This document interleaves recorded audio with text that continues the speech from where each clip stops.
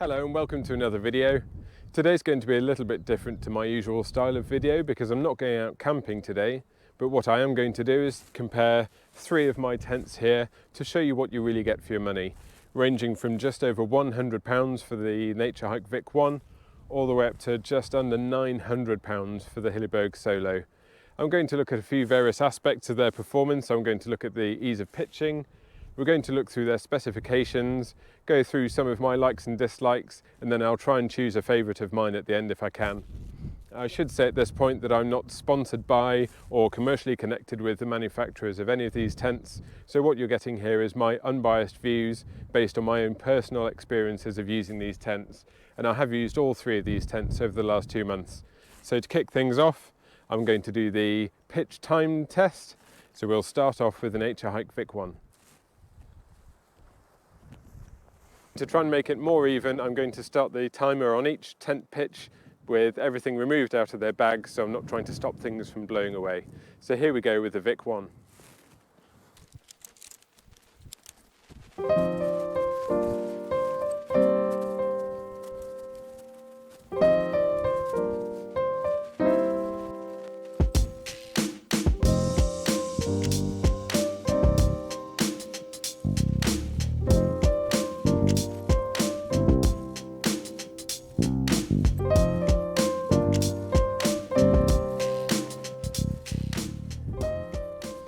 So that's pitched without its guy lines.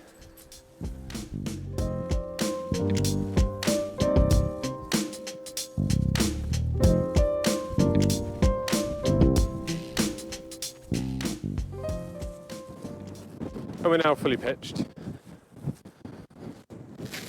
So we'll see what the timer says on that. It's not the perfect pitch, but it's pretty okay by my standards. And we'll see how we go on the Terra Nova Southern Cross 1 now. Okay, so just like the Vik 1, I've got the Terra Nova Southern Cross 1 out of its bag. The poles are out of their bag, ready to go. So let's see how long this one takes.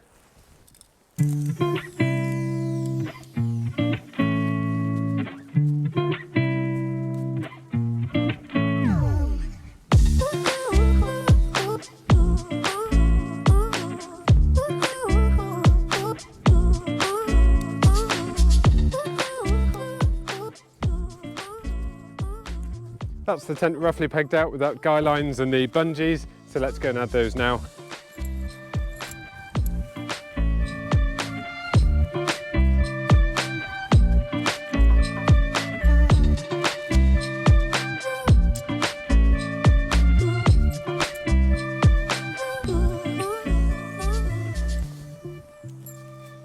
There we go, that's the Southern Cross pitched. I could have pulled this corner a little tighter from the looks of things. I'll just adjust that now.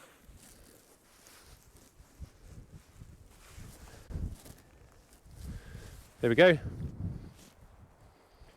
As you can see, it pitches lovely and taut. The Vik 1 looks good as well. I could have tweaked this corner around slightly to improve it. That's the Vik 1 and the Southern Cross 1 pitched. Time to get the Soulo up. And once again, for consistency, I've got the Soulo out of its bag, poles are out of their bag, and it's time to put it up and see how long it takes.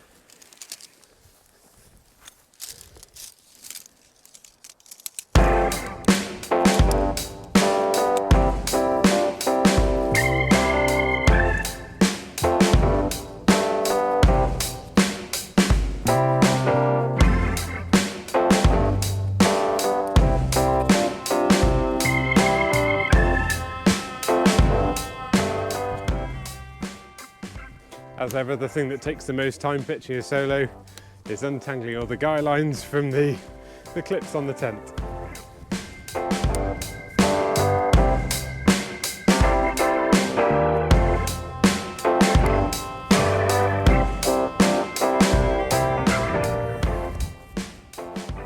That's the Soulo pitched without its guy lines. I'll now add the guy lines.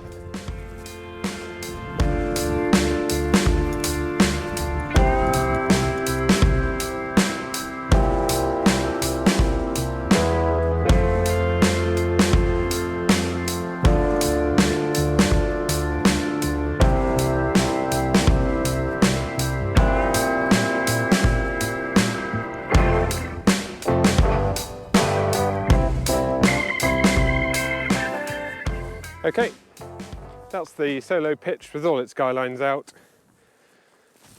Let's have a look at some of the specifications of these tents, and then I'll get on to looking at the features of each tent in detail. Let's start with the Naturehike Vik one. This is £115 new.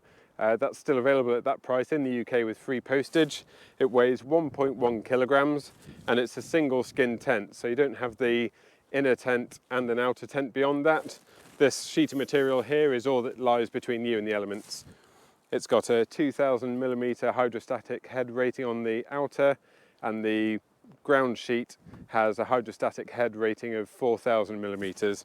This tent does come with a footprint, which I haven't fitted today, but that just adds a bit more protection beneath the tent, so it prevents any punctures, anything like that. So 1.1 kilos, £115. Moving on to the Terra Nova Southern Cross. This is a 1.7 kilogram tent. This is a 4-season 2-skin tent, so you have the conventional inner and outer. This retails at £600 from Terra Nova. I saw it for £420 on Cotswold Outdoor a couple of months ago. Because I'm a National Trust member, I got a further discount on top of that, which meant that I bought this for £357. So for a 4-season tent at 1.7 kilograms, 357 quid is pretty good by my book. This has a hydrostatic head rating of 5000mm on the fly sheet and 10,000mm on the ground sheet. And if anyone saw my video from Dartmoor a few weeks ago, where my tent was actually sitting in a swamp, the water was running underneath the tent, that was a very good test of that ground sheet, and I was completely bone dry on the inside. So from personal experience, I have a lot of faith in that ground sheet, and that doesn't have a footprint fitted. Moving on to the Hilleberg Soulo. I think everyone knows the price of these is just insane now. I picked mine up second-hand off Facebook a couple of years ago for £700. That was effectively a brand new tent. It hadn't even been used once. I waited a long time to get it in this colour, in the sand colour, because it blends in so well with a lot of the English grasses. In the Brecon Beacons, this thing just vanishes in the countryside, really, it's great. So this weighs in at a hefty 2.4 kilograms without the footprint. The footprint adds 200 or 300 grams, so it's getting on for 2.7 kilograms. So when you compare that to the 1.1 of the Vik 1, you can see why sometimes I go for the Vik 1 over the Hilleberg. Hydrostatic head rating of the fly sheet is 3000mm and the ground sheet is 5000mm. This is a beast, but I'll go on to that later. Again, 4-season tent. I'll show a few features of the Naturehike Vik 1 now. Single entrance.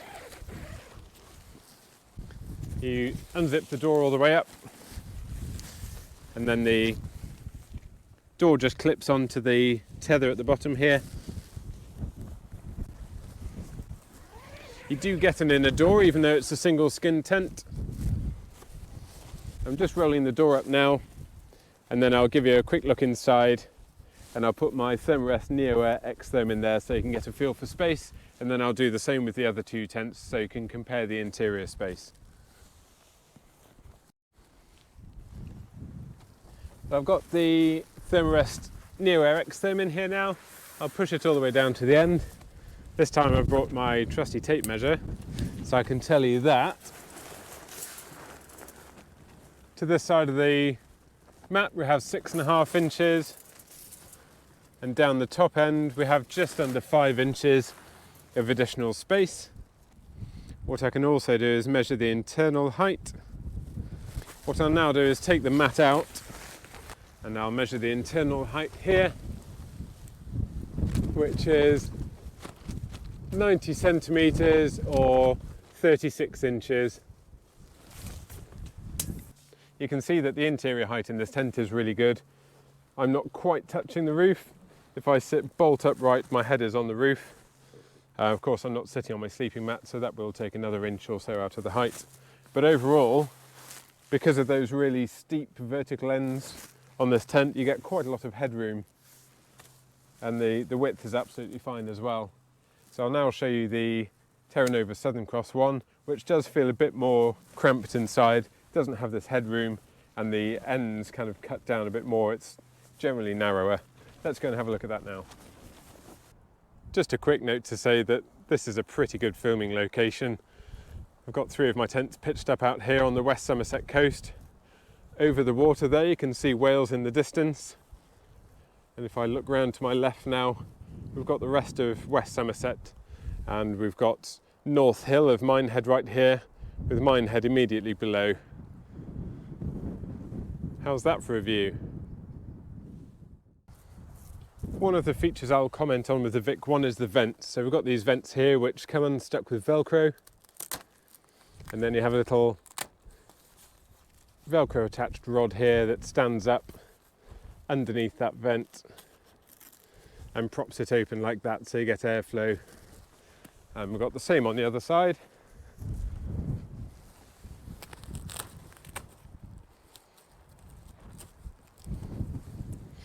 Fairly standard for tents really to have something like that, but you can see, if I show you from side on, if you've got driving rain coming in this way or even low cloud, then that moisture gets straight into the tent. The first evolution of this tent used to have a hole in the outer here, and that rod passed down through the hole, and it was so that you could operate the vent from inside the tent. But what actually happened was, because the rod went through, there was a hole here, and the rain and moisture used to run straight down there into the tent. So those vents, although they are necessary, they don't really work well in wet conditions. So if ever I want to go out in wet conditions, this tent doesn't even get a look in. Anyway, moving on to the Terra Nova Southern Cross one now. I just love the shape of this tent. It's always really taut. The fly sheet's always the perfect shape. That's partly down to me now pitching using the inner eyelets on all of the straps. Apart from the blue one, I always find the blue one a bit tight, so I'll get one end in the inner hole and then one end in the outer hole, the outer eyelet. But yeah, this tent pitches really, really well. To get in, we've got a storm flap on this tent, a couple of sections of Velcro, and then we bring the top up and over, clip one end down here, and then the other end up there. And that tucks the door neatly away. You can see that's not flapping too much. And then if we check out the vestibule, this vestibule I actually feel is bigger than the Soulo. It feels more usable than the Soulo, because I can get my rucksack up the far end, tucked out of the way of the door, and then my shoes go right here, and then I can get a few things like my stove and I tend to put my breakfast in a square plastic tub. That's all out of the way here, so all I need to do is get to my shoes right here. Of course, every time you get out of the tent you put your shoes on, so I never have anything in the way of the doorway, which is great. In comparison, because I forgot to show you the vestibule on the Vic one, it's a really usable size on this one as well. It's very slightly wider than the Southern Cross. In fact, I'll measure now. The width of this vestibule is 65 centimetres or 26 inches, thereabouts. The vestibule on the Southern Cross 1 is measuring at 50 centimetres or 20 inches. So it's a little bit wider on the Naturehike, but of course, because the Naturehike isn't a 4-season tent, the fly sheet doesn't come right down to the ground. So anything on the peripheral edge of the vestibule could get wet on the Naturehike. Whereas in here, you know you're tucked away from the weather. So let's have a look inside the Southern Cross one and we'll see how my sleep mat looks inside. So with the thermarest in here now, it's pushed all the way down to the foot end and as far to the outer edge of the tent as it can get. If I measure to the widest part of the tent, we've got 37 centimetres there, or 14.5 inches. And down at the far end, we've got about 29 centimetres or 11.5 inches. So the dimensions are actually a bit bigger than inside the Vic one, but you can see it's a slightly triangular shape where it goes to that widest part. So it tapers away to nothing down at the foot end, but I find that's more than enough to put my gear in here. My rucksack always lives in the vestibule, so I'm talking dry clothes, bits of food, stuff like that might come in here, and down the far end as well I'll have my electricals, battery pack and everything like that. But where this differs to the Vic 1 is that the inner tent isn't held as taut, so it tends to drop in a little bit, which can make it feel a little bit less spacious in here.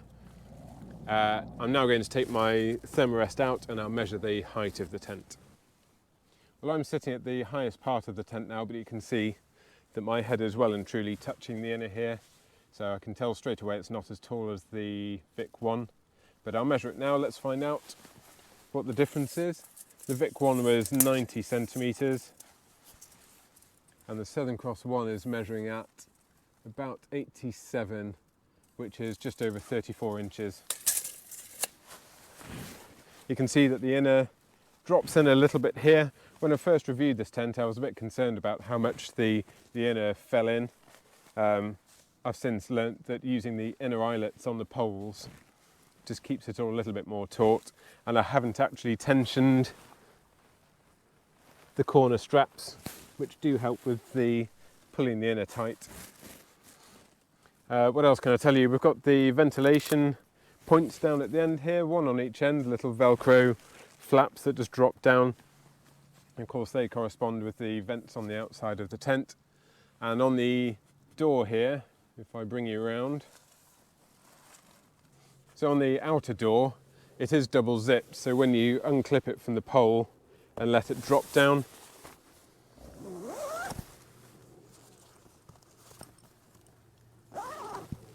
what you're able to do is lower the top a bit to get some more air in, and you can also zip it up a bit from the bottom, and there's a little clip on the bottom of the door here which allows you to clip it up and then just drop that zip and keep it taut so it's not going to flap around too much in the wind. And having the bottom and the top open can really help with ventilation in this tent. The ventilation is a bit of a criticism some people have, so to help that, I've found that opening the top of the zip, even if it's only sort of 6 inches or so, and opening the bottom of the door as well, can completely transform the condensation situation. I have found it once or twice in particular circumstances, so camping near a river one time and in particularly damp conditions, I have found that the condensation would build up a bit in here, mainly on the outer, but this arrangement would really help with that. And it's no longer a concern of mine. And on to the last tent, which of course is the very well known Hilleberg Soulo. There are a lot of reviews online about this tent, so there's no need for me to go into any depth about it, I don't think. But it's a solid tent. It's really nice to get it out of the bag again actually and just feel the quality of everything, the weight of the guy lines, the strength of all the materials. You just don't need to question this tent. But to go inside, up we go, roll the tent door back and then just fasten it out of the way with a little elastic strap. You can see I've got the genuine Hilleberg footprint fitted to this tent, and this means that even in downpour conditions I can throw this tent up and I've got a dry floor to work with because the footprint extends all the way out into the vestibule. We've got the T-shaped door here, so you've got unhindered access to the inside of the tent. Once again, this door just rolls out of the way. And we'll have a look at the interior space now with my mat inside. So just as with the other tents, I've got the same mat pushed all the way down to the foot end here, and at the widest point I have 40 centimetres here, or 16 inches, and down at the far end I've got about 32 centimetres, so 12.5 inches. So this is the biggest tent on the inside, and that can be really useful when you're in inhospitable conditions, shall we say. If you just want to get in here, get changed, get all your warm clothes on, you've got lots of room to do it. I can sit up comfortably in here even when I'm on my mat, but what I will do now is take my mat out and get a measurement of the interior height without the mat here, just to keep it a fair comparison. So with my mat out of the way, I can measure the interior height now, and that's coming out at just over 91 centimetres. And yes, that's only 1 centimetre different to the Naturehike Vik 1, but in terms of interior height, just 1 centimetre or half an inch can make a really big difference, because I'm completely free to sit up. I can see straight out of the door here, and again, much like on the Vic 1, the vertical ends they're quite upright, so it gives you some good vertical space above your head when you're lying in your bed, and just generally opens up the interior volume of the tent. So although we're only talking about quite small dimensional differences, the interior volume of the Soulo just feels huge after the Southern Cross one, and I thought that could be a real sticking point for me in the Southern Cross one, just because you end up being a little bit hunched over, it's harder to get changed, things like packing up in the morning when the weather's foul outside, so everything has to be packed up inside. It just helps having all of this room around you for kneeling down, for rolling up your sleep mat, all that kind of stuff. But I have to say, I've got used to the interior volume of the Southern Cross one, and this now just feels like a cabin to me. It feels like I could stick a bunk bed in here and still have space left over. So what I'll do now is I'll get out of the Soulo and we'll have a look at all the tents again from the outside. I'll make some final points and try and pick a favourite. What I do need to make sure I do is measure the vestibule on the Soulo. That comes out at 47 centimetres. So this generally allows me to wedge my rucksack up the far end, although it tends to encroach on the inner a little bit. But I can keep the rucksack out of the way. Shoes go here, and then there's a tiny bit of tapered space at the bottom for maybe my stove, but not a lot else. So I tend to keep more on the inside of the tent with the Soulo than I do on the Southern Cross one. Even so, this nice dry vestibule is a real bonus in foul weather. You might also notice that I've changed the zippers on here. I'll bring you a bit closer. So what I've done here is I've replaced all of the original metal Hilleberg zippers. I've brought the bag of the original zippers with me, and if I jangle it, that's the noise you get on a windy night. It's really irritating. So I've replaced all of the zippers throughout the tent with these rubberized zip pulls. I think it cost me about 12 quid for all of them. Every single zip, as you can see, has been replaced, and it's one of the first modifications I made. In fact, the only modification I made, and I don't regret it. So after all of that, do I have a favourite? The answer is yes, and I'm standing behind it. It's the Terra Nova Southern Cross one. The Naturehike is great for the money, and the Hilleberg's a work of art, but a 4-season tent weighing in at 1.7 kilograms like this is going to be what I reach for 75% of the time, I think. And that brings my video to an end. So if you have any questions about any of the tents, please leave a comment below. If you'd like to see more of my videos, then please subscribe and check through my other videos. And I'll leave a couple of links here to videos where you can see these tents in action. Thank you for watching, and I'll see you on the next one.